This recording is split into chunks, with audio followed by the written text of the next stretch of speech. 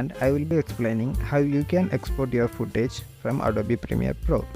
Now we are in the export page, and for a new user this interface will be pretty confusing. So I will be explaining about each and every options, so it will be easy for you to export your video in Adobe Premiere Pro. On top, the first option we see is file name. So it's basically the file name by which you want to save your video. So here let it be video number 1.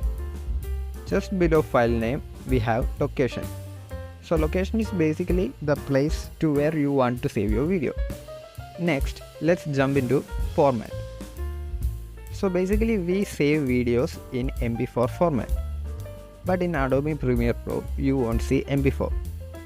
Here, in order to save in MP4 format, we select H.264. We have different format that based on your requirement you can choose, but to save a video as the form of MP4 you have to select H.264. Here you can see when you chose a format, the preset changed from custom to something else. So what is preset? Preset is nothing but the quality by which you want your video to be exported. So when you click on preset, you will see a bunch of options like high quality 1080p, high quality 720p, high quality 2K, 4K, etc. So as a YouTuber, I generally use the preset YouTube 1080p Full HD. So it is the basic preset that every YouTubers use while exporting their video in Adobe Premiere Pro, which has to be later uploaded in YouTube. Now let's go to the next option, which is frame size. So frame size is basically the resolution by which you want your video to be exported.